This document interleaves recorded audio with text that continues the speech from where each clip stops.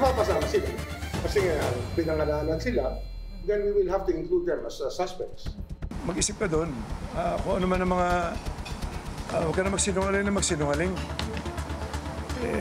Tinuri kita parang anak ko eh. Hindi ko alam na ganyan ka kasama. Pati ako, papatayin mo pa, kikidnapin mo pa ako. Lumalalim pa ang misteryo. Suspect na sina Atong Ang at Gretchen Barreto sa kaso ng mga nawawalang sabungero. Ang Pangulo naman may pangako, walang sasantuhin, walang palalampasin. Magandang gabi, ako si Willard Cheng. Mapapanood tayo sa Beam TV 31, Signal Channel 24, Converge 74, Sky Cable Channel 33, at Samsung TV Plus. Ako naman si Pinky Webb, simulcast din tayo sa DWAR Abante Radyo at 94.7 Mellow BFM. Simulan na natin ang agenda. Bilyonaryong si Atong Ang at Gretchen Barreto kinokonsiderang suspect na sa kaso ng mga nawawalang sabungero. Whistleblower na si Julie Dondon Patidongan, kinasuhan ni Ang. Senador Migs Zubiri, todo kampanya para muling maging Senate President si Tito Sen. Liderato ni SP Cheese, papunta na raw kasi sa pagiging diktador. Senador Camille Villar, may pinakamalaking gastos noong eleksyon, iba pang top spenders, kilalanin. Baha na naman, LPA at habagat nagpaulan sa ilang bahagi ng bansa. Mga LGU kinalampag ni PBBM na linisin ang mga kanal. Hindi bababa sa 4 patay sa paglubog ng ferry sa Bali, Indonesia. Dosen-dosena nawawala. Matapos ang 7 linggong trial, music mogul Sean Diddy Combs absuelto sa kasong sex trafficking at racketeering. Guilty naman sa mas mababang prostitution-related offenses. At deserve, Lea Salonga bibigyan ng star sa Hollywood Walk of Fame.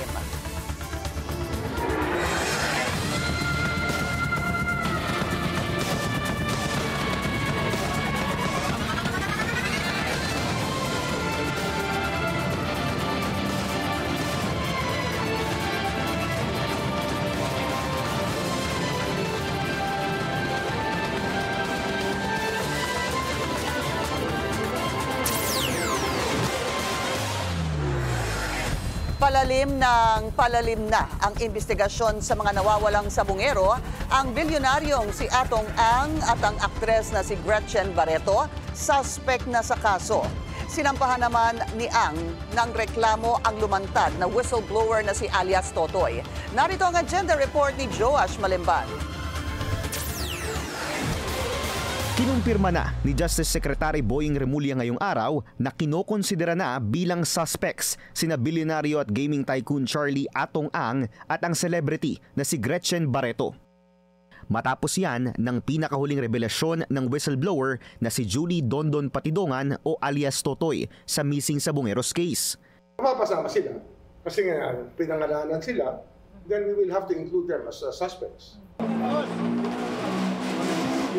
Kaninang umaga, opisyal lang nagsumite ng kanyang complaint affidavit si Ang laban kay Patidongan sa Mandaluyong City Prosecutor's Office.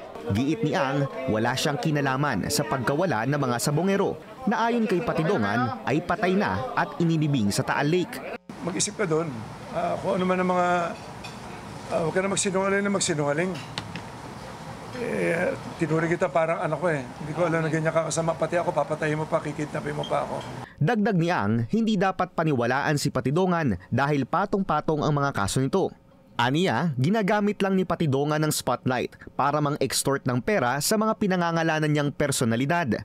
Sa isinumiteng affidavit, isinalaysay rin ni Ang kung paano umano siya pinagplanuhang patay ni Totoy kasama ang isang Alan Bantiles o alias Brown at isang Ryuji Toshioka o alias Sapon. Nalaman niya raw ito nang subukan nila Patidongan na kasabwati ng isa pang trusted security personnel ni Ang na si Rogelio Borican Jr. Ang trabaho ni Julie sa amin, siya nag-aasikaso ng mga properties namin. Pag may tinatayo mga buildings o ano, siya rin nag-aasikaso, farm, yung maliliit na mga bahay, mabilis siya magtrabaho. Kaya nagtiwala ako sa kanya. Hindi ko alam ang mga record niya na meron pala siya mga murder case, may mga hold up, may pinatay pa rin ng mga pulis yata sa Caloocan. Ang mga pahayag ni Ang, pinabulaanan lahat ni Patidongan. Sa isang exclusive interview sa Billionaire News Channel, sinabi ni Patidongan na binabaligtad ni Ang kwento. Para malaman mo, ang dami kaso ni Mr. Atong Ang. Dahil ako ang pinagkatiwalaan niya, lahat ng patayan, simula sa waiting, lahat ng kaibigan na pinapapatay niya, alam ko lahat yan. Ayon pa kay Patidongan, kaya siya nagpa siyang tumistigo laban kay Ang ay dahil gusto raw siya nitong patayin. Paano hindi ako mag-decide? Buong pamilya ko gusto niya nang patay, gusto niya nang masakirin. Tanggap ko na sa sarili ko kung ako lang ang madadali niya. Pero pamilya na ang pinag-uusapan dito, hindi ko siya mapatawad. Matatandaang nahuli si Patidongan kasama ang 5 pang kinasuhang security personnel ng Manila Arena sa Parañaque noong 2023 matapos ang 8 buwang pagtatago sa mga otoridad. Ayon kay Patidongan, mismong si Ang tumulong sa kanilang magtago. Si Mr. Atong Ang, bumili ng bahayan, kaya ko, mayroon akong kopya na ginawa pa ako na kunyari inutusan ko yung isang tao niya na nakapangalan sa isang tao niya. Yung girlfriend niya rin to. Girlfriend niya rin ang bumili ng property, pero si Mr. Atong Ang, lahat ng tinaguan namin binili niya, kaya ko ituro isa-isa yan. Pero si Ang din daw ang nag-utos na ipahuli sila. Sa presscon kaninang umaga, kinumpirma ng kampo ni Ang na mayroong 300 million pesos na offer para kay Patidongan. Pero hindi raw para sa recantation ng kanyang statement, kundi para matulungan siyang makatakas. Ani Patidongan, hindi rin ito totoo. At umabot pa nga raw sa 500 million pesos ang offer para bawiin niya ang kanyang statement. Hindi pa nakakapagsumite ng official affidavit ang kampo ni Patidongan. Hinihintay pa raw nilang makumpleto ang lahat ng mga dokumento para maging solid ang kaso laban kay Ang. Para sa agenda, Joash Malimban, Billionaire News Channel. Kasama sa mga sinampahan ng reklamo ni Bilyonaryo Atong Ang kaninang umaga ang isang Alan Bantiles o alias Brown. Isa umano si Bantiles sa mga nagplanong patayin si Ang ayon sa affidavit ng gaming tycoon. Inilahad na isang source sa Billionaire News Channel na malapit daw si Bantiles sa ilang mga kilalang personalidad sa politika at negosyo, kabilang na ang mga taong may kinalaman sa isabong operations. Sa ilang larawang nakuha ng BNC, makikitang kasama ni Bantiles sa magkahiwalay na event si Senator Erwin Tulfo at si PCO Secretary Jay Ruiz. Una nang kinumpirma ni Justice Secretary Boying Remulla na marami umanong malalaking taong sangkot sa missing Sabongeros case. Wala pang komento ang mga kampo ni Tulfo at Ruiz sa kasalukuyan. At makakausap po natin ngayon ang sinasabing whistleblower sa missing Sabongeros case na si Julie Dondon Patidongan o alias Totoy. Magandang gabi sa iyo. Magandang gabi sa iyo, Pinky. Opo, una-una, ano ho bang dapat kong itawag sa iyo, Julie o Dondon? Siguro, pwede na rin siguro Totoy, pwede Dondon din, pero mas maganda Totoy na lang, Pinky. Okay, Totoy. Totoy, didiretsuhin ko na, para lang malinaw. Ano ang naging papel mo dito sa pagdukot sa mga sabungero? Sa totoo lang, ako yung pinagkatiwalaan ni Mr. Atong Ang sa lahat ng bagay. Pati sa property niya, pati dito sa operasyon ng Pitmaster. Yun ang naging papel ko. Ngayon, yung sa missing Sabongero naman, yung si Mr. Eric De La Rosa ang taga-monitor sa audio at pag mayroong tsope na nakikita niya, itinatawag niya kay Mr. Charlie Atong Ang, din si Atong Ang, itinatawag niya rin sa akin at kinakausap ko na rin yung si Erla Rosa. Then pag mag-signal na si Eric De La Rosa, nakausap niya na si Boss Atong, babalikan ko ulit si Mr. Atong Ang. Tatanungin ko, Boss, okay na ba na kailangan ng pick upin yung ano? O sige, tawag mo na yan doon sa mga pulis. Yun ang naging papel ko sa kanya. Ako ang tagatawag at ako ang taga-usap doon sa mga tao na gumagawa ng tsupe. So, babalikan ko lang. So, ibig sabihin nun tsupe sa pagkaintindi ko pag nagkaroon ng dayaan? Yes. Okay, yeah. so pag may nakita itong sinasabi mong si Eric De La Rosa, minomonitor niya yung laro, no? Yes. Opo. Tapos pag may nakita siyang tsupe at tinatawagan niya si Atong, gaya ng sinasabi mo, at pagkatapos nakakarating din sa'yo, paano ka napasok dito? Si Eric ba ang kumakausap sa'yo o si Atong ang tumatawag sa'yo? Minsan kasi dinidirekta na yan, tinatawag ni Eric De La Rosa sa akin. Okay. At agad, kinumpirma ko doon kay Mr. Atongang na mayroong tsupe dito. Sagot niya kagad, alam mo nang gawin mo. Kausapin mo yung tao at i-turn over mo doon sa mga pulis. Okay. Sino yung kausapin mo yung tao at saan ang turnover sa pulis? Doon mismo sa inyo, halimbawa sa Manila Arena, doon ko sila pinapasok sa cock house para kapin yung mga tao, din mag-antay ako doon sa mga pulis. Okay. At sino yung mga pulis na pumupunta doon at kinukuha itong mga dinadala mo sa isang kwarto? At sa ngayon, hindi ko muna mapangalanan yung mga pulis na yan at Okay. Hindi pa ako. Okay. Totoy, so ganito, no? Hindi mo pa papangalanan yung mga pulis. Dito sa sinasabi mo na case ng missing sabungero, ilan sa kanila, sa pagkaalam mo na ikaw mismo ang gumawa, ay dinala mo sila sa isang lugar? Ano yung tawag mo dun sa lugar? I didn't quite get that. Sa totoo lang, hindi naman ako ang gumawa noon para sa ano.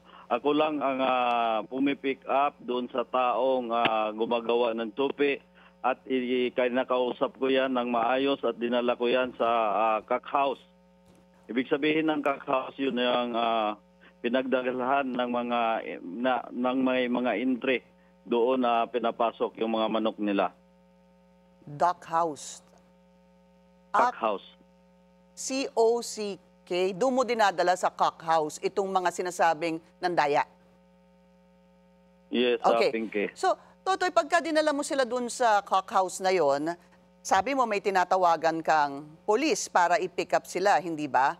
Nakikita mo ba with your own, nandun ka pa ba sa lugar, sa cock house, kapag pinipick up na itong mga taong nandaya? Nandun yung ginahit ng witness, si Rogelio Burican. Yun ang inuutosan ko para bantayan yung mga taong nandaya. Opo. Actually, yung si Roger Burican. Pero kayo siya po, yung nakunan. nandun pa po kayo sa cock house bago po i-turn over itong mga taong supposedly nandaya sa sinasabi niyo pong police. Minsan kasi sa sobrang busy ko, minsan iniwan ko na lang doon sa driver ko yung si Rogelio Roger Burican na pagkatiwalaan ngayon ni Mr. Atongang na ginamit niya maging star witness. Para sa kaalaman ng lahat, si Rogelio Roger Burican, siya yung nagbitbit ng taong nawawala. Yung pinalabas sa Channel 7, dalawa yan sila. Yung nakapula kanina, siya yun si Rogelio Burican, bakla yung palayaw niyan. At yung kasama niya, si Rodilio Anigig, yung nakaputi kanina, napula yung sombrero. Sila po yung nakuhaan sa ng video ng cellphone na binitbit nila yung tao bago wala, yung nakapusas. So, Totoy, balik lang ako dun sa tanong ko, no? So, dinadala mo sila sa cock house, tapos may tinatawagan ka, sinasabi mo na pulis. Tama pa ba? Tama pa ba ako doon? May tinatawagan kang pulis at mula doon, pupunta yung pulis. Mga pulis po yan, mga pulis. At ilan sila? Ko muna yan. More or less, Isang ilan yung colonel. pulis? Basta yan sila lahat, kulang-kulang 20 yan sila. Na pulis? Nasa 30, kasama yung civilian. 30. Okay.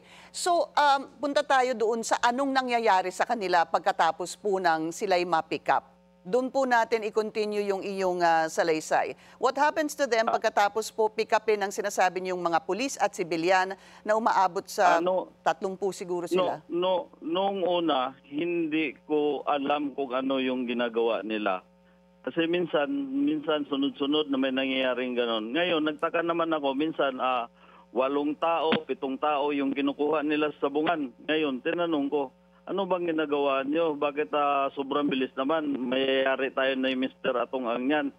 Meron isang pulis na napapakita sa akin ng video, Sir, wala ka ba tiwala? Ito, doon ko nakita kung paano nila pinapatay yung isang tao. Isang tao? Hindi, paano nila pinapatay yung mga grupo ng missing sa Bungero. Opo. At kayo po magsabi sa amin muli kung paano po pinapatay. Totoy, please go ahead. Katulad nung nakita ko based doon sa video na pinakita nila sa akin, yung isang tao ginagamitan nila ng tie wire at yung parang kanta ba na Killing Mo Softly, dinahandahan nilang ginagarote hanggang sa mamatay. Pagkatapos parang binawakwas nila yung tiyan, yung mga laman-laman para nung una tinanong ko bakit kailangan yung parang pangit na tingnan, yung sobrang karumal-dumal na tingnan yung tao. Sabi nila sa akin, para madaling lumubog at hindi lulutang yung tao. At dito papasok yung storya na nilubog sila, supposed to be, sa Taal Lake. Sa Taal. Opo. Yes, Pinky. Totoy, para lang malinaw, paano nyo nalaman yung storyang yan? I mean, meron ka bang first-hand knowledge o ito ba ay kwento lang sa iyo nung mga nagpakita sa iyo ng video? Hindi, knowledge ko talaga yan at actual na nila pinapakita yung video at nandun yung mga tao nila na sila mismo nandun. At nilulubog, nakikita niyo po yun. Sa silang, gawa na nga pina-abroad ako niya ni Mr. Atong Ang bago ako umalis, dapat naitago ko yung isang cellphone na may mga video yon sa harap mismo, doon sa bahay niya dati sa Mandaluyong. Napasunog niya yung cellphone ko sa harap nung kanyang driver na si Wani na tinanggal niya na. Pinasunog yung cellphone mo dahil nandun ang sinasabi mong ebidensya, yung mga video? Yes, Pinky. Okay. Nandun lahat. Meron bago ka pa ako bang... umalis. Opo. Meron ka ba bang, dahil ang sinasabi mo nga wala na po yung ebidensyang yon, meron pa bang ibang ebidensya na magsasubstantiate o magpapatunay dito sa sinasabi ninyong pagpatay, allegedly dito sa mga missing sa Bungero? Meron pa bang ibang evidence that you have on hand? Yes, Pinky. Katulad niyang sa San Pablo, yung si John Lasco. Buti na lang, yung USB na yon na binigay sa akin ng isang kernel na sinabi ni Mr. Atong Ang sa akin na sunugin mo, pero napag-isip ako at tinabi ko talaga yon. Gawa ng nung magkasama kami noon sa isang helicopter, tatlo kami niyan, kasama yung piloto, ako, si Celso Salazar at saka si Mr. Atong Ang. Nung pagdating namin doon sa may Batangas, sa may dagat, nadulas siya, naikwento niya, dito ko nilubog yung tao ko dati, na katulad kay Dondon. Bigla silang nagsinya si Celso na tinuro ako na nandun ako sa harap. Bigla nila tinanggal yung headset at nag-usap silang dalawa. Doon ako nakapag-isip, pag marami na pala talagang alam, pinaliligpit na pala ni Mr. Atong Ang. So, meron ka pang, nasa iyo pa itong USB na to, Totoy? Yes, nasa akin at naibigay ko na yan din doon sa DOJ, sa IDJ. Nabigyan ko na rin sila ng nandun na? Nasa CIDG na? Yes, Pinky. Okay. Totoy, papaano naman, dahil lumutang din yung pangalan ni Miss Gretchen Barreto dito, bakit siya nasama dito sa usapin na ito? Ganito yan, Pinky. Minsan, 24 hours, magkasama yan sila sa isang kwarto, magkatabi pa. So, lahat ng sikreto, binibulgar din ni Mr. Atong Ang kay Gretchen Barreto. Kaya ang pakiusap ko kay Ma'am Gretchen, Ma'am, ngayon, makipagtulungan ka na lang sa akin. Tumayo ka na rin na bilang isang witness. Dahil alam mo naman lang mga pangyayari at kwinikwento mo naman sa'yo lagi yan. Meron pa bang may iba ka pa bang kasama, Totoy, na magpapatunay dito sa iyong sinasabi? Sa totoo lang, yung apat na nasa kanya na mga tao na involved, yung nakasuhan, yung mga kasama ko, na pinapa-interview na, kunyari, kawawang-kawawa, nasa kanya yan. Sila lahat may alam yan. Binabaliktad nga nila doon sa interview na kawawang-kawawa at ako daw ang milyonaryo at parang binabantaan ko pa raw ang buhay nila. Mr. Atong ang masabi ko lang sa iyo, humarap ka. Dito natin makikita kung sino ba talaga sa atin dalawa nagsisinungaling. Yung mga tao, tinuruan mo pa dahil nga sa impluensya ng pera mo, pasahod mo, buong pamilya nasa loob. Kaya kung sa totoo lang, kung magsabi ng totoo yung mga apat na yan, maliwanag, walang ibang ituro kundi si Mr. Atong Ang. Isama ko lang yung pag-file kanina ni Atong Ang, no, ng reklamo. Ang sabi niya, nanawagan siya sa'yo, ang sabi niya, huwag ka nang magsinungaling. Itinuring kita na parang anak, pati ako, papapatay mo. Idadamay mo pa ako. Hindi, totoo yan. Sino ba naman si Dondon Patidongan? Ultimong tao lang ako. Katulad ng sinabi ko sa kanya, ngayon napakasama na ng tingin niya sa akin.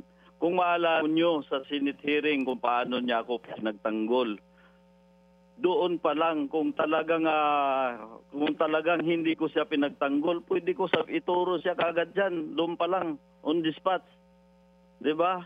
Isa pa, mayroon pang isang Pinky, yung isang kaso, yung para alam ng lahat sa mga nakikinig sa akin, yung kaso ni Mr. Yulo hanggang ngayon hindi mapamasolve yun. Ngayon, nanawagan ako sa mga anak ni Mr. Yulo. Ito na ang pagkakataon na ang mastermind, si Mr. Atong Ang, kasama yung kanyang anak, kasama yung kanyang kapatid na si William. Yun ang nagmumonitor kay Mr. Yulo doon sa Pampanga. Kasama yung dating si IDG na si Ediboy Villanueva. Ang una, sinabi niya sa akin, doon may atraso kay Irap yan, kinuha yung mga alahas ni Irap. Kalaunan, nalaman ko may utang pala sa kanya na 5 million. Nung bandang huli, nalaman ko na kumpare pala niyan. Ganon kasama si Mr. Atong Ang. At saka yung mastermind, nakakulong. Yung driver ng motor, nandyan sa kanya. Ang pangalan ng driver ng motor, si Julius Gumulon. Yun ang niya. Yun yung driver, nasa kanya. Kasama yan sila Roger Rogelio Burican. Kailangan mo lang daw ng pera, ayon sa kampo ni Atong Ang, kasi natalo daw kayo sa eleksyon? Pinky, sa totoo lang, di ba sinabi niya, pinalabas niya na bilyonaryo ako. Bakit kailangan ko pa ng pera? Sa totoo lang yan si Mr. Atong Ang, napakagaling magsinungaling yan. Ayun na ang masasabi ko. Nung panahon, para malaman nyo, tingnan na lang natin yung mga nakaraan. Di ba gusto niya rin ipapatay si Chavit Singson? Kaya nagkagulo ang buong Pilipinas noon? Siguro sa interview mo kahapon, ilang katanungan na lang, dun sa ilang mga lumalabas pala na mga storya, Totoy, meron kasing lumalabas na meron daw senador at meron pang kongresista na dawit dito sa kaso. Totoo ba to? Alam mo, gawa-gawa niya lang yan para magalit yung mga senador at saka congressman. Gawa nung itong totoo talaga na membro sila ng ALPA. Ngayon, yung mga senador at mga ilang tao against doon sa mga ginagawa niya. Ngayon, nagmi-meeting yan, nandun ako, sinasabi niya, kasi nakasampol na sila na mayroong pinapapatay na missing sa bungero.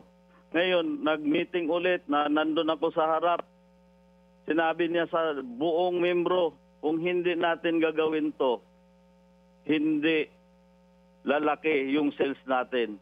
Noon yan, katarantado, ginawa pa niya akong sinungaling. Katulad nung sinabi niya na ako daw nag-extort sa kanya, kailangan ko ng pera dahil natalo ako nung eleksyon. Sa totoo lang, Pinky, yung mayroon silang pinapirmahan na papel sa akin para baliktarin ko. Yung recantation. Lahat ng recantation. Para baliktarin ko lahat ng katotohanan. Sinabi, inupiran pa ako ng 500 million, hindi 300 million katulad nung sinabi niya. 500 million ang inoper sa akin. Ang sabi, hindi kaya ng konsensya ko. Natanggapin ko yung halagang 500 million dahil buhay na ng pamilya ko ang nakataya dito. at pamilya ng mga namatayan na mga missing sa Bungiro. Marami siguro nagtatanong din, Totoy, bakit ngayon? Bakit ka ngayon nagsalita? Sa totoo lang, ngayon lang ako nagkakataon dahil nagtiwala ako kay Direct PNP Chief Torre, kay DOJ Remulla. At saka, ang pinakalas dito, pinapapatay niya na ako. At gusto pang masakirin kami buong mag-ina, pati mga anak ko. Matanong na rin kita, Totoy, kailan mo huling nakausap si Atong Ang? Dahil kausap ko siya, nung nagmamakawa na siya sa akin, nagtitik siya sa akin na parang 7 days ago, nagtitik siya sa akin na mag-usap daw kami sa isang hotel, ayusin na namin at hirap na daw sa kalagayan niya. At Yun ang last namin pag-usap. About 7 days Tapos, ago. Pinky. At nandun, nasa iyo pa itong text na to na nagmamakaawa siya, gaya ng sinasabi mo. Nandito sa akin, hindi niya pwede isinungaling na sa akin. Gusto mo, basahin ko para mayroon kang idea. Okay naman po, basta wala husa ng mga mura, no? Hindi na, okay na, basta at least sinabi ko. At, sige, go ahead. Totoy, sige, go ahead. Para malaman nyo, pinapapatay niya ako sa halagang 50 million. Para alam ng lahat na kaya ako naglakas loob ng ganito. Sabi ko nga sa sarili ko, aanhin ko yung pira kung mapatay naman ako at mawalan ng hustisya ang mga kamag-anak ng mga missing sa Bungiro. Alright. So, kayo'y umaasa. Ano ang plano mo from siguro here on, Totoy? Kasi yung affidavit mo, hindi mo pa naisusumite. Inaayos lang ng CIDJ na makompleto dahil pagdating sa akin, putol. Nandoon na pinapapuntahan na ng CIDJ at mayroon na silang iniimbitahan na tao. Ano yung ibig sabihin ng putol at may iniimbitahan na tao? May missing link ba dito na kailangang parte o bahagi ng iyong affidavit? Kailangan kasi makumpleto lahat ng aking affidavit. At bakit kulang, Totoy? Mayroon pang kulang ng konti. Siguro by next week may pasa na ito. Gaano ka-importante yung parte na yon at hindi maipasa ang iyong affidavit? Mas pinaka-importante talaga. At hindi mo masabi sa amin ngayon kung ano ito? Ngayon wala ako sabihin. Okay. So, ikaw, siguro to end the interview, of course, you are in an undisclosed area. Ikaw ba ay pakiramdam mo ay safe ka? Ngayon, safety naman ako dahil palipat naman ako ng tirahan at alam ko kung gaano ka-powerful to si Mr. Atong Ang. At sino ang nag-aalaga sa iyo sa paglipat-lipat ng iyong tirahan o kung saan ka man naroroon? Nasa likod ko yung PNP. Alright. Maraming salamat sa iyong oras, Julie Dondon Patidongan o alias Totoy sa iyong oras. Siya ang sinasabing whistleblower sa missing sa Bungero case. Thank you. Maraming salamat, Pinky. Magandang gabi. Walang sasantuhin ang Pangulo sino man ang utak sa kaso ng missing sa Bungeros. Lahat daw ng sangkot tiyak na mananagot. Narito ang agenda report ni Ivy Reyes. Hindi kikilingan ng Pangulo ang sino mang nasa likod ng missing sa Bungeros case. Ito ang siniguro ng Malacanang sa harap ng ugong-ugong na makapangyarihan ng mastermind sa krimen. Sino man, anumang katayuan sa buhay, kung sila man ay personalidad na kinikilala, wala pong sisinuhin ang Pangulo at ang administrasyon. Kung may dapat na panugutan, dapat lamang pong maimbestigahan ng mabuti para mabigyan ng hustisya ang mga pamilya ng sinasabi nating missing sa Bungeros. Itinanggi rin ng palasyo na kilala ni PBBM si Julie Dondon Patidongan o ang whistleblower sa kaso na si alias Totoy. Tumakbo raw si Patidongan bilang mayor ng Surigao del Sur sa ilalim ng Partido Federal ng Pilipinas, ang opisyal na partido ng Pangulo. Sa ngayon po, wala pa pong nakakarating sa atin patungkol sa ganyang issue. Hindi bali po, ipaparating po natin sa Pangulo para po maging aware din po siya. Sa panayam ni Patidongan sa Billionaire News Channel, inamin nito na hanggang ngayon wala pa rin siya sa Witness Protection Program. Sa takbo ng investigasyon, nakasalalay pa rin daw ang desisyon tungkol dyan sa Justice Department. Para sa Agenda, Ivy Reyes, Billionaire News Channel. Malayo pa ang tatahakin ng investigasyon sa mga nawawalang sabungero. 4 na taon na mula nang dukutin ang mga biktima, pero wala pa rin hustisya para sa kanilang pamilya. Narito ang agenda report ni Hannah T. Live mula sa Taguig. Hannah, kumusta na ang ilang pamilya ng mga nawawalang sabungero?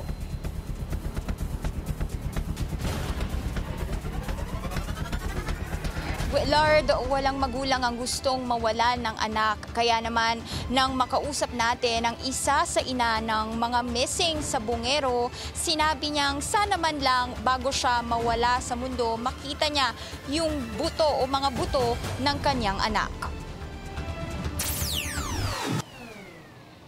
Traumatized ang anak ni John Lasco matapos ang nangyaring pagdukot sa kanyang ama 4 years ago. Ayon mismo yan sa asawa ng nawawalang sabungero. Si John ay isang master agent ng Isabong na sapilitang dinakip sa loob ng bahay nila sa San Pablo, Laguna noong August 30, 2021. Base sa naging Senate investigation sa pangunguna ni Senator Bato de la Rosa, 12 katao ang sumalakay, nagpakilalang mga NBI, may dalang warrant at kinuha hindi lang ang biktima kundi lagpas 150,000 pesos na pera, 8 cellphone, mga bag at alahas. Wala raw CCTV sa bahay at ang mga pulis umabot pa raw ng 1 oras bago nakaresback, kahit 6 minutes away lang daw ang presinto sa kanila. Kaso raw ng cloning ng Isabong site ang binintang kay John. Isa lang siya sa higit 30 missing sabungeros. Ayon sa Senate Committee Report noong 2022, ilang pulis at security personnel ang iniimbestigahan. Hindi pa man tapos ang inquiry, nirekomenda ng Senate Committee ang pagpapalawak ng investigasyon, pag-file ng cases laban sa mga sangkot at pagpapaigting ng mga batas laban sa online gambling. Ang isyung ito ay isa lang sa maraming nagtulak sa mga senador na maghain ng mga panukala para tuldukan na ang online gambling. Isa dyan ang kay Senator Sherwin Gatchalian na naghain ng Online Gambling Regulation Act.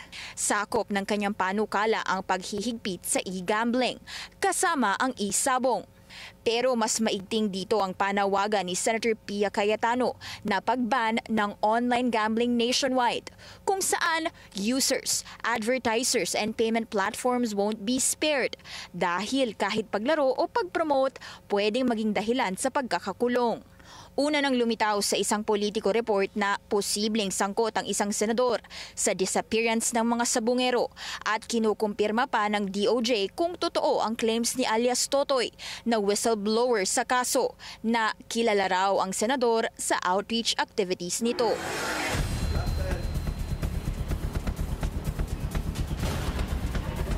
Willard, medyo kakatapos lang ng interview natin with the Lasco family o yung pamilya ni John Lasco na nagsasabing they welcome this development na sinabi ni SOJ Remulla na kasama sa posibleng suspect si Atong Ang. At sa wakas daw, tama itong hinala o paniniwala nila since day one na di umano, mastermind itong si Ang dahil siya yung may-ari ng WPC. Willard? So Hannah, malinaw bang sinabi ng pamilya kung sino sa tingin nila ang nasa likod ng pagkawala ni John Lasco bukod kay Atong Ang?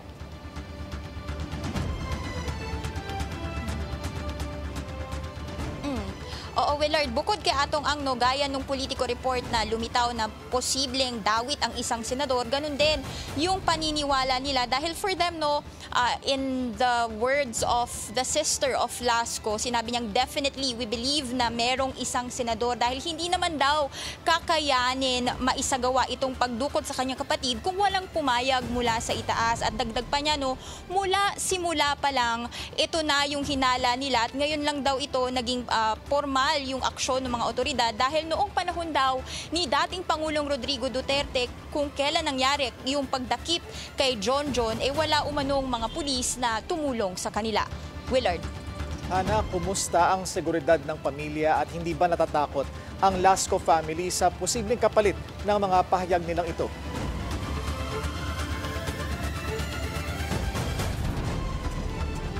Actually, Willard, hindi sila natatakot dahil for them, no, wala silang natatanggap na banta at sa totoo lang naman daw, wala namang mapapala yung mga sangkot sa kanila. And sabi pa ng kapatid ni John, kung talagang may ebidensyang walang kinalaman si Atong Ang at kasama si Gretchen Barreto, dapat nilang maglabas ng statement o mga ebidensya rin. At kung may pananagutan, dapat merong pananagutan at kung wala, dapat humarap at magpaliwanag. Kaya panawagan ng pamilya Lasco na gaya sa sinabi sa atin ng whistleblower na si alias Totoy kanina, maglabas na rin ng statement itong si Gretchen na para sa kanila ay wala na rito sa ating bansa.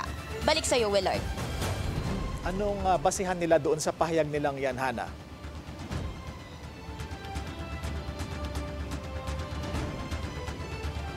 Actually, it's more of suspicion dahil para naman sa kanila, since Gretchen is one of the big personalities involved or implicated in this case, no, para sa kanila wala na nga itong si Gretchen. Pero again, for them, they reiterate na kung wala namang talagang kinalaman itong si Gretchen, they challenge or panawagan nila na magsalita na rin si Gretchen Barreto. Willard. Alright, maraming salamat sa iyo, Hana T, live mula sa Taguig.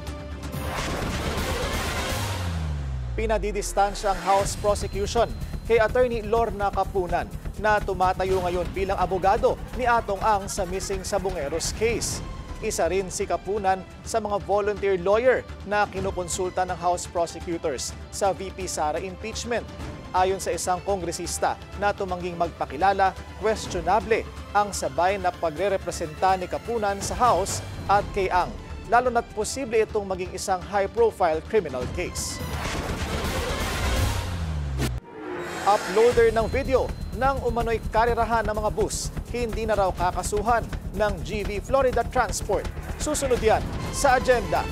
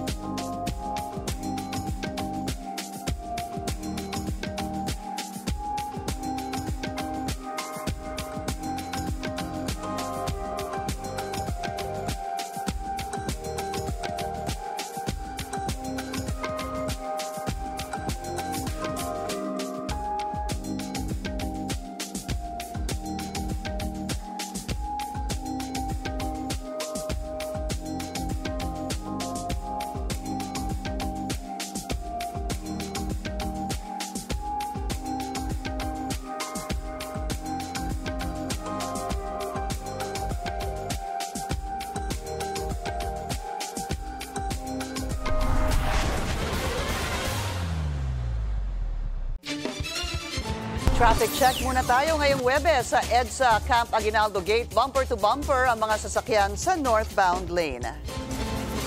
Pinakikilos na ni Pangulong Bongbong Marcos sa mga LGU para sa agarang paglilinis ng mga baradong drainage, lalo na sa Metro Manila. Inatasan na rin ng Pangulo ang DPWH at DOLE para gamitin ang TUPAD program nito at immobilize ang TUPAD beneficiaries para maglinis kapalit ng financial assistance. Pinaghahandaan na rin ng gobyerno ang mga first responder ngayong tag-ulan. Kasabay niyan, may panawagan din ang Malacanang sa publiko. Asahan niyo po ang gobyerno nakikilos para sa inyo, pero sana rin po, kumilos din po kayo para sa taong bayan. Iwasan na po natin magkalat, magtapon ng mga basura sa mga lugar na mas madalas na bahain. Minsan po tayo rin po ang nagiging dahilan kung bakit mabilis bumha sa ating lugar. Nagising ang Metro Manila kanina sa malakas na pag-ulan. Dahilan na rin ng pagbaha at sa pagsuspindi ng mga klase sa ilang lugar. Yan ang agenda report ni Andrea Salve, live mula sa Quezon City. Andrea, kumusta na ang sitwasyon dyan? Willard, isa itong kinatatayuan ko dito sa Elliptical Road sa Quezon City ang binaha dahil sa ulan kaninang umaga. Umabot sa gutter deep ang tubig baha sa Maislo Circle sa Mandaluyong City. Sa kasagsagan niya ng yellow rainfall warning level na itinaas sa Metro Manila mula pa kaninang 1:00 ng madaling araw. Nagdulot naman ito ng traffic dito sa Elliptical Road dahil yan sa halos gutter deep ding baha na bumalot sa inner lane na iniwasan ng mga motorista. Kaliwat kanan din ang anunsyo ng mga lungsod na suspendido ang mga klase ngayong araw. Ang ilan hindi nakapagsuspende ng maaga kaya yung ibang mga estudyante pumasok pa sa eskwela. Maging sa labas ng Metro Manila dahil sa sama pa rin ng panahon, binahari ng mga karating probinsya. Sa General Mariano Alvarez sa Cavite, nagmistulang ilog ang kalsada ng Mayor's Drive dahil sa baha. Nitong mga nakaraang araw, hindi rin nakaligtas ang San Pedro City sa Laguna. Ang ilang bahay sa Rosario Complex, pinasok na ng tubig. Sa huling abiso ng Pag-asa, nakataas pa rin ang yellow rainfall warning sa Bataan, Zambales, Pampanga, Bulacan at Metro Manila. Willard, hindi naman na umulan maghapon kaya humupa na rin ang baha kaninang umaga. Para naman sa kasalukuyang lagay ng traffic, maluwag itong westbound lane o itong palabas sa mula dito sa Elliptical Road, palabas ng Quezon Avenue at tuloy-tuloy lang yung daloy ng mga sasakyan. Samantalang yung pa-eastbound naman o yung papasok dito sa Elliptical Road, papunta sa Commonwealth, dyan tayo nakakaranas ng bahagyang pagsikip ng daloy ng traffic. Willard. Maraming salamat, Andrea Salve, reporting live from Quezon City. Dismayado si Senator Mig Zubiri sa liderato ng Senado. Tila diktadurya raw kasi ito. Ang kanyang napupusuang Senate President para sa 20th Congress sa agenda report ni Dexter Ganibe ng Abante Radio. Hindi kailangang palaaway ang isang Senate President para siya ay iboto sa liderato ngayong 20th Congress. Yan ang paalala ni dating Senate President Mig Zubiri sa mga kapwa senador. Usap-usapan daw ngayon sa Senado na mukhang mananatili sa pwesto si Escudero sa pagbubukas ng first regular session sa July 28. Many of course, gossip have been coming out stating that Senate President Escudero has 13 votes, 13 signatures. He may have the 13 signatures, but I'm hoping and praying that at the end of the day, we all decide to have a Senate President that will continue its independence as a last bastion of democracy. But not just being independent from the House. Kasi may nagsasabi, gusto namin itong kandidato kasi inaaway niya si Speaker Martin. That's not the role of the Senate President. May pasaring si Zubiri sa kasalukuyang liderato ng Senado na tinatahak umano ang pagiging diktador. Si Escudero ang nagpatalsik kay Zubiri sa Senate presidency noong nakaraang taon. I don't want us to be similar to other chambers where it is only one emperor who dictates all the instructions to the members of the body. And if you ask me if I'm satisfied with the leadership of the Senate, I am not satisfied with the leadership of the Senate. So I'm open to supporting other candidates for Senate presidency. Buo na niya ang kanilang grupo, ang Veteran Bloc, kung saan kasama niya sina Senador Tito Soto, Ping Lacson at Loren Ligarda. At ikinakampanya nila ang liderato ni Soto para sa 20th Congress. Bagay na napatunayan na niya ng panahon ang dedikasyon niya sa trabaho, lalo na noong kasagsagan ng COVID-19 pandemic. And kita ko gid ang leadership niya, why siya absent. Kami online kami tanan. I was in Cagayan de Oro, sa balay ko sa Cagayan de Oro. Siya gid atoto siya sa Senado, siya ga-open sa podium. Bisan gabi ang palibot na COVID at that time sa iya. And he was already in his 70s at that time. So it goes to show his dedication, his leadership, that he lead by example. Kapansin-pansin naman ang tila pananahimik ng Duterte Bloc sa Senado kaugnay ng susuportahang Senate President. Ang Duterte Bloc ay kinabibilangan sa ngayon ni na Senators Bato de la Rosa, Robin Padilla, Bongo, Amy Marcos at Rodante Marcoleta na maaring madagdagan pa ng magkapatid na Mark at Camille Villar. Para sa Agenda, Dexter Ganibe, Abante Radio. Hindi pamumulitika, usapang serbisyo lang. Yan ang depensa ng Kamara sa ikinakasang investigasyon sa prime water ng pamilya Villar. Ang detalye sa agenda report ni Joan Manalo. Imbestigahan ang prime water. Yan ang nais ni Zambales Representative Jay Conghun. Inihain niya ngayong araw ang House Resolution 22 na naglalayong mapaimbestigahan ang mga isyu at irregularidad sa serbisyo ng water utility firm na Prime Water na pagmamay-ari ng pamilya Villar. Kasama sa tatalakayin ang joint venture agreements ng local water districts sa Prime Water. Nararapat lamang na magkaroon ng investigasyon regarding sa kung ano yung mga nangyayari at para mabigyan naman ng hustisya rin yung mga naapektuhang mga mamamayan. Matatanda ang bumuhos ang mga reklamo tungkol sa Prime Water lalo na noong panahon ng midterm election campaign period kung saan tumakbo bilang senador si Camille Villar at Las Piñas representative naman si Cynthia Villar. Pero ani Conghun, hindi raw ito issue lang ng politika. Usually, local issue naman yan yung sa Prime Water dahil tulad ako sa Subic, Prime Water ang nagbibigay ng serbisyo lalong-lalo na sa supply ng tubig. Nakikita naman ng mga kababayan namin doon kung ano yung problema, kung gaano kasama yung kanilang serbisyo. So, hindi ito pwedeng tignan as a political issue actually. Bagamat direktang dawit sa issue ang mga Villar bilang may-ari ng water utility firm, ang ipapatawag daw ng Kamara ay ang opisyales ng Prime Water kapag nakasa ang investigasyong ito. It's the company of Prime Water, Hindi naman natin sinisingle out, or wala tayong sinasabing apelyido o pamilya, basta the corporation itself, yung Prime Water. Nasa mahigit kumulang 40 na district representatives na raw ang nag-signify na gusto nilang maging co-author ng investigasyon sa Prime Water ayon kay Conghun. Kabilang na raw dito ang mga distrito at lugar na pinagseserbisyohan ng Prime Water tulad nilang ng Bulacan at Cavite. At ang nais ng mga kongresista. Una sa lahat, siyempre gusto nating malaman kung ano ba talaga yung nangyari. Bakit hindi sila sumusunod doon sa Memorandum of Agreement na pinirmahan nila. Pangalawa, ano yung mga batas na pwede nating ipasa or i-amend para at least hindi na maulit yung ganitong klaseng pambubudol din sa ating mga mamamayan.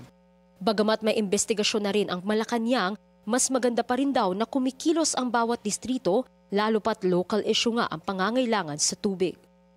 Crime water kung tawagin ngayon ang iilan ng Prime Water na ayon kay Ortega, refleksyon daw ng sama ng loob ng publiko sa serbisyong hatid nito. Kaya ang layunin daw nila bilang mambabatas, mapaayos ang serbisyo ng tubig sa bansa para sa taong bayan. Para sa agenda, Joan Manalo, Billionario News Channel.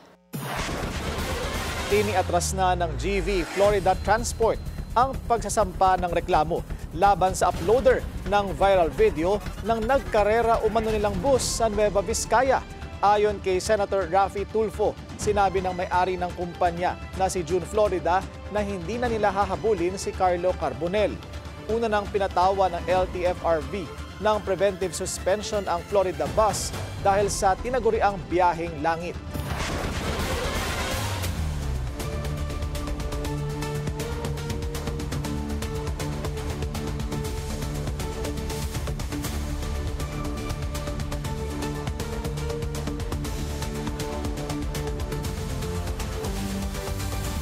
Nagdiwang ang kampo ni Sean Diddy Combs matapos niyang maabsuelto sa kasong sex trafficking at racketeering. Pero makukulong pa rin ang dating music mogul. Ang detalye sa agenda report ni May Rodriguez. Today's a great victory. It's a great victory for Sean Combs. It's a great victory for the jury system. Isang stunning verdict sa high-profile trial ni Sean Diddy Combs. Lusot ang disgraced hip-hop mogul sa sex trafficking and racketeering charges na life behind bars ang parusa. Pero convicted si Combs sa 2 lesser counts of transportation to engage in prostitution. I also have been saying this since the beginning of this case. Sean Combs has not sexually assaulted anybody. I've been saying this for months. We've said it with each lawsuit that came out, and today that was proven true. Sa Oktubre, nakatakda ang sentencing ni Combs na posibleng makulong for 20 years. Mananatili rin siya sa federal jail sa Brooklyn matapos mabasura ang kanyang request for bail.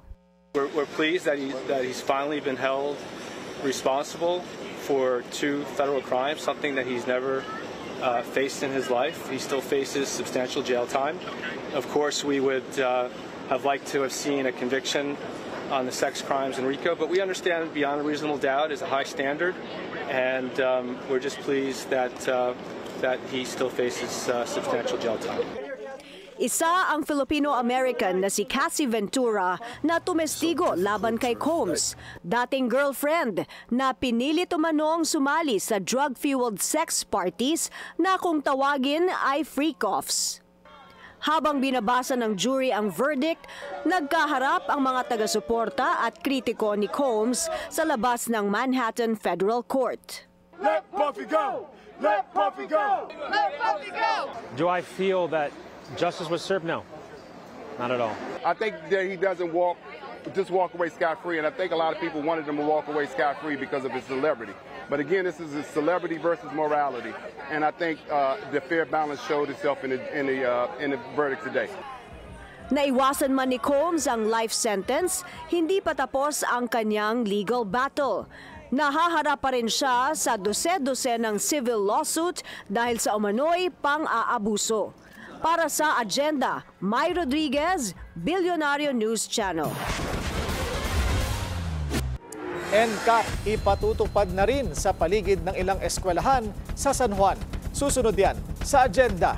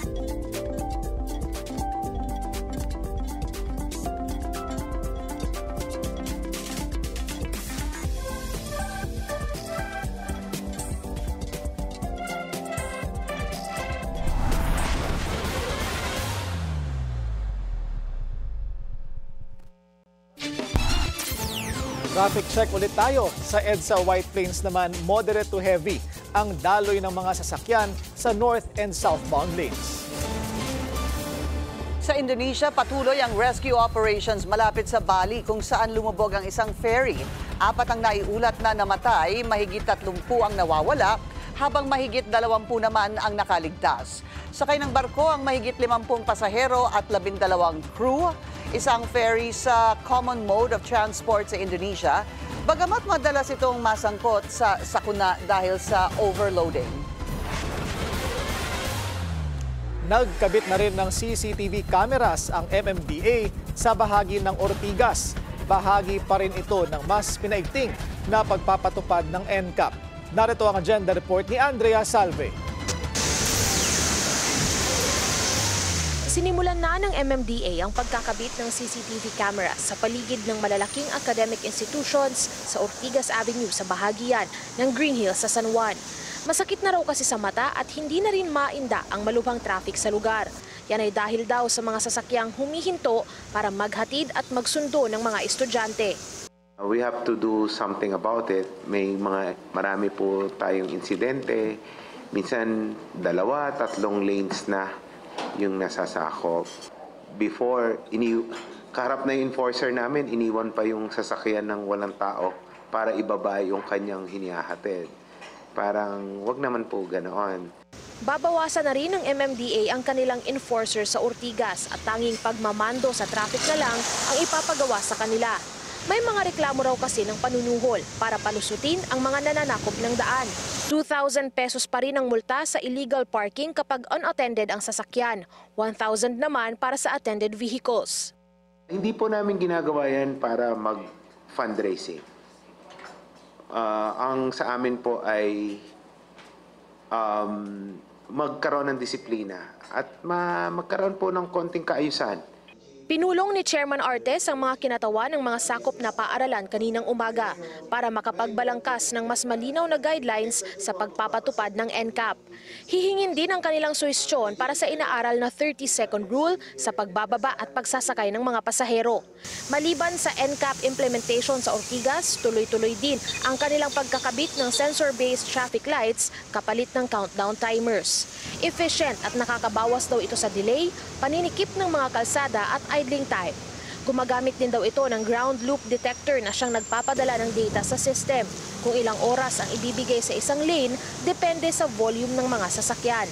Umaasa ang MMDA na sa susunod na taon, mas magandang teknolohiya na ang gagamitin para rito. Video detector na mas efficient, mas accurate at mas matibay. Para sa Agenda, Andrea Salve, Billionaire News Channel. This special report is brought to you by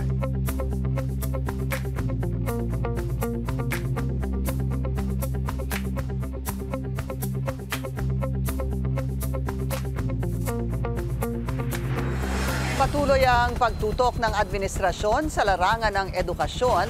Binigyan ng pagkakataon ng mga hindi nakapagtapos ng kolehiyo para maitumba sa diploma ang karanasan sa trabaho. Narito ang special agenda report ni Dexter Ganibe ng Abante Radyo.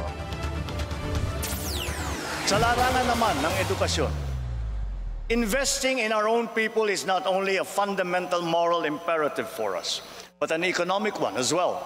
Sa kanyang State of the Nation address noong nakaraang taon, halos kalahati ng buong talumpati ni Pangulong Bongbong Marcos ay nakatuon sa edukasyon, mga pagkukulang, mga nakamit na at mga hakbang ng kanyang administrasyon para maiangat hindi lang ang kalidad ng edukasyon kundi maging ang dulot nito sa ekonomiya ng bansa. In its report, the World Bank revealed that our promising economic growth is largely attributable to our people. The great bulk of the country's wealth is being created by the skill, the industry, and the resourcefulness of all Filipinos. Ngunit, sadyang marami pang ibubuga ang Pinoy. At para madagdagan pa ang ibubuga ng Pinoy, nilagdaan na nitong Hunyo ang Implementing Rules and Regulation ng Republic Act No. 12124 o ang Expanded Tertiary Education Equivalency and Accreditation Program o ETAP Act na ganap na naging batas nito lang Marso. Layuning mabigyan ng bachelor's degree ang mga Pinoy na hindi natapos ang pag-aaral sa kolehiyo dahil sa trabaho. Saad sa batas, maaring makatumbas ng work experience ang diploma para sa kursong hindi natapos. Marami tayong mga kababayan na hindi nakapagtapos ng kolehiyo dahil kinailangan nilang magtrabaho para sa pamilya, para magpaaral ng kanilang mga kapatid, para tumayong padre o madre de pamilya. Ngunit hindi nawala ang kanilang talino, ang kanilang diskarte, determinasyon. Kaya naman, sa ilalim ng ETAP Act, maaari po nilang gamitin ang kanilang mga karanasan upang makamit ang kanilang diploma. Ang dating executive order lang na nasimulan noon pang panahon ni dating Pangulong Fidel Ramos, ngayon ay isa ng batas na may patutupad sino man ang nakaupo sa Malacanang. Pasok dito ang mga Filipino citizen na 20 taong gulang pataas, high school graduate na mayroong minimum na 5 taong work experience na may kaugnayan sa hindi natapos na kurso sa kolehiyo. Ang mga kwalipikado ay sa ilalim sa written test, mga interview, skills demonstration at portfolio review na isasagawa ng mga higher education institutions na na-deputize ng Commission on Higher Education o CHED. Huwag kayong humintong mangarap. Ang tunay na sukatan ng dunong ay ang kakayahan ninyong harapin ang mga pagsubok upang matupad ang inyong mga pangarap. Naniniwala po akong patunay kayo na walang limitasyon ang kayang abutin ng bawat Pilipino. Kaisa ninyo ang pamahalaan sa hangarin na mas mapabuti ang inyong buhay. Ang pangarap mong diploma na naging mailap dahil mas inuna ang pagtulong sa pamilya dulot ng kahirapan, ngayon, konting push na lang, mapapasa kamay muna. Para sa Agenda, Dexter Ganibe, Abante Radyo. This special report was brought to you by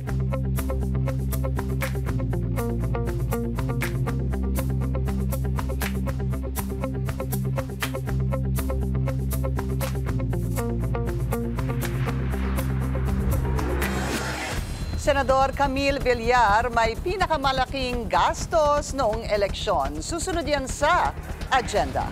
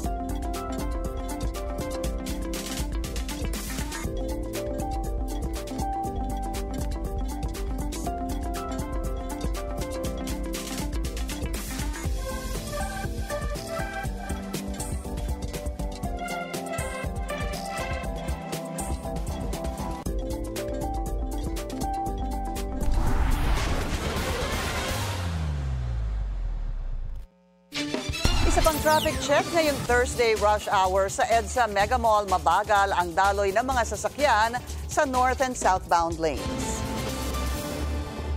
Isa sa mga usapin tuwing eleksyon ang halagang ginagastos ng mga kandidato. Sino-sino kaya ang top campaign spender sa midterm polls? Alamin natin sa agenda report ni Hannah T.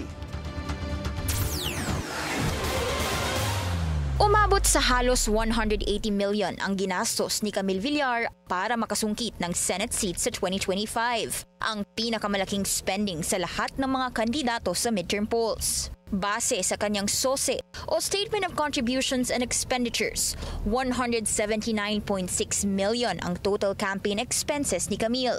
Nakalagay rin sa SOSE niya na 89% ng gastos ay mula sa cash donations. Wala namang nakalagay kung magkano ang galing sa sarili niyang bulsa. Kasama ni Camille sa top spenders ang fellow senators na sina Lito Lapid at Pia Cayetano at ang mga natalong bets na sina Benhur Abalos at Abby Binay. Lahat sila umabot sa higit 150 million pesos ang spending. Ang top 1 sa senatorial race na si Senator Bongo may reported spending na 127.31 million. Ang sumunod sa kanyang si Senador Bam Aquino nasa 86.15 million. Ang pinakamababang spending among the Magic 12. Overall, 60 sa 66 senatorial candidates ang nakapagpasa ng SOSE bago ang June 11 deadline. Kasama riyan ang Magic 12. Ilan sa kanila, kagaya ni Senator Rodante Marcoleta, nag-ulat ng mahigit 112 million na gastos pero zero donations. Meron ding mga kandidatong walang naitalang gastos o donation, gaya ni Jose Montemayor na tumakbo na rin sa pagkapangulo noong 2022. Mas matipid naman ang ilan, gaya ni Senador Ping Lacson na nag-ulat ng halos 19 million peso spending pero may 99.5 million worth of in-kind donations. Ang mga SOSE nila batay sa official campaign period mula February 11 hanggang May 10 at self-reported ito ng mga kandidato. Ang SOSE ay requirement ng COMELEC para maiwasang magkaroon ng unaccounted o iligal na gasto sa kampanya at bilang basihan ng financial disclosure ng mga kandidato. Para sa agenda, Hannah T, Billionaire News Channel. The grandest wedding fashion show is back. Bida muli ang disenyong Pinoy sa 11th edition ng Marry Me at Marriott. Yan ang agenda report ni Monique Tuzon live mula sa Marriott Hotel. Monique, ano ang latest dyan?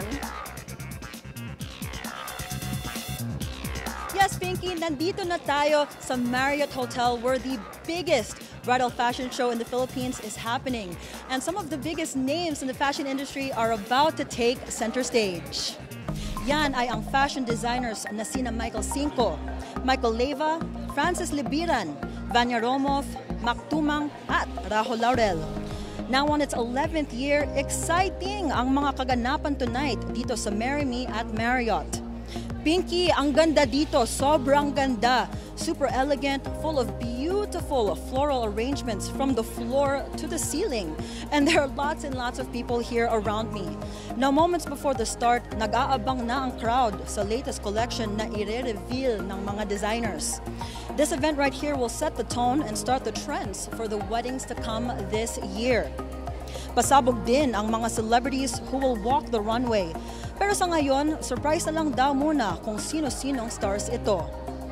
The headliners of this gala is event stylist to the stars, Gideon Hermosa. Gideon designed the spectacular weddings of Marian Rivera and Ding Dong Dantes, as well as Tony Gonzaga and Paul Soriano. Total package na celebration of Filipino talent ang tema ngayong gabi. Pinky, the event is about to start. I'm so excited, but before we start, let's interview Bruce Winston, who is the area manager of Marriott International. Hi, Bruce. Thank you so much for joining me. I know you're super busy, but what can we expect this year? It's your 11th year doing this event. What's new and what can we expect? Well, you know, we try to top it every year and keep making it bigger and better and more exciting and new ideas. So, you know, we're super happy to partner with Gideon for his 15th year anniversary, and I think he's gone really all out with the styling tonight. It's the most amazing styling of an event I've seen so far. Yeah, I totally agree. I walked in and I'm blown away. It's so beautiful. What theme or what story do you want to convey with the styling of Gideon's event right now? Well, I'll let Gideon tell that story because he's really the man behind the creativity. But, you know, for us, we want to showcase the flexibility and just the amazing opportunities that the Marriott Grand Ballroom can provide. And it can be a platform for just about any idea that anybody ever has for a big event. And what are you most excited about? Designers you are excited about that's going to walk the runway in a few minutes? Well, you know, I got a sneak peek. That's all I can say, just a sneak peek. But yeah, there's some wild and wonderful outfits, and then there's some really just stunning, glittering, classy outfits. But you know, let the designers speak for themselves tonight. It's going to be a great show. And I can't wait. Thank you again so much, ladies and gentlemen. That was Bruce Winton, the area manager of Marriott International. I can't wait to see the show. Great, thanks. Thank you. Now, Pinky, excited na talaga ako to see the show. But before we leave, do you have any questions? Sa'yo meron. Who are you wearing tonight, Monique? Thank you, Pinky. I'm actually wearing Bio Atelier in collaboration with a glass sculptor, Ana Orlina. So it's very in theme with Gideon styling. Okay, thank you so much. You look great. Maraming salamat kay Monique Tuzon live mula po dyan sa Marriott Hotel. Balik screen na si Charlize Theron and she's not holding back. Inilabas na ng Netflix ang sequel sa kanyang 2020 action film na The Old Guard. Bida rito si Charlize bilang si Andy, ang leader ng grupo ng mga Immortal Warriors na on a mission patumbahin ang isang powerful enemy. And while she battles for immortality on screen, real talk naman ang ganap ng 49-year-old actress sa Call Her Daddy podcast ni Alex Cooper. Nang tanungin kasi siya ni Alex for sex tips, may juicy bombshell na shinare si Charlize. I am the last person to ask. I'm like sounding very cocky here, but I think it's because I have found this freedom in my 40s where I'm like, oh my God. So I just want to say this in perspective. I've probably had 3 one-night stands in my entire life. Okay. But I did just recently a 26-year-old and it was really amazing. Fuck yes. Yes, and I've never done that. And I was like, oh, this is great. Finally, may Pinay na sa Hollywood Walk of Fame. Kabilang si Lea Salonga sa star-studded class of 2026 na bibigyan ng prestigyosong star. Ilan pa sa mga bagong awardee sina Miley Cyrus, Demi Moore, ang bandang Air Supply at si Gordon Ramsay. Sa Instagram, nagpasalamat si Lea sa Manila International Film Fest para sa pag-nominate sa kanya. Si Lea ang kauna-unahang Asian na nanalo ng Tony Award for Best Actress noong 1991 dahil sa kanyang role sa Miss Saigon. Kilala rin siya bilang singing voices ni Mulan at Princess Jasmine. Lea, congratulations. Well deserved. Or deserve. Deserve. Basta ako masaya na ako na may pangalan tayo dito sa sahig ng studio. Andyan na, pero papalit-palit po yan. No, she's very well-deserving and we congratulate Miss Lea Salonga for that congratulations. Walk of, no? Yeah. Yung her star. And, ano ba yung sasabihin ko? Maganda yung sequel ng Old Guard. Napanood mo na ba yun? Yan, meron akong baon. Napanood ko siya, Old Guard, kasi they're showing it again on Netflix. There's, the part 2. And galing ni Charlize Theron. Tsaka may secret, may kalaban siya doon. Nakita niyo na? Ay, ang ganda. Ayan ang assignment ko ngayong gabi. Panoorin mo, very nice. At yan ang ating agenda ngayong gabi. Ako si Willard Cheng. At ako naman si Pinky Webb. Sa bawat issue may anggulo at ang balita may agenda.